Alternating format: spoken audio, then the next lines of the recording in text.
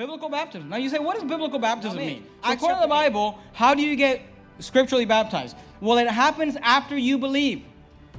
Because he said, what doth hinder me baptized? And the answer to the question is, if thou believest with all thine heart, thou mayest. And he answered and said, I believe that Jesus Christ is the Son of God. Right there, we do away with infant baptism. Notice verse 38. Not only is baptism after salvation, it's also by immersion. Look at verse 38. And he commanded the chariot to stand still, and they went down both into the water, both Philip and the eunuch, and he baptized them. Notice he doesn't Recently, Matthew Stucky of the new IFB put out a video on baptism, attacking the idea that baptism may be anything other than immersion. Our church does not make mode of baptism an issue of separation. A person may choose the mode of baptism according to the dictates of their conscience. Church members may also choose to baptize their children if they see fit. According to the Word of God, the Christian Church has held a variety of opinions on the topic of baptism in its 2,000-year history.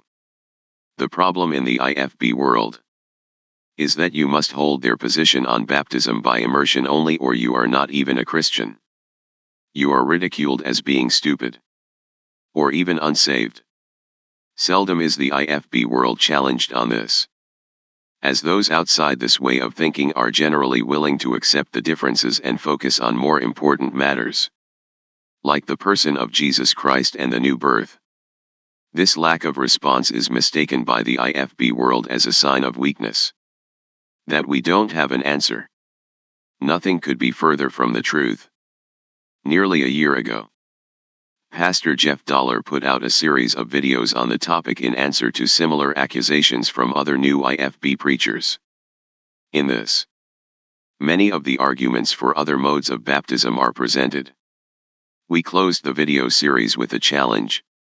We will go on any channel, or have any other pastor come on our channel, to debate this issue. But, sadly, this challenge has been ignored. None who proudly proclaim the position of immersion only are willing to discuss the issue in a civil, moderated fashion. That offer still stands, nearly a year later, to any new IFB preacher, including Mr. Stucky, Stephen Anderson, or even Ben the Baptist. Will they take up the challenge and put their money where their mouth is? Your guess is as good as mine.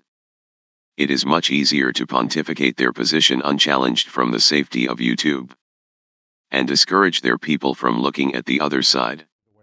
The challenge still stands. Will Matthew Stucky take it up?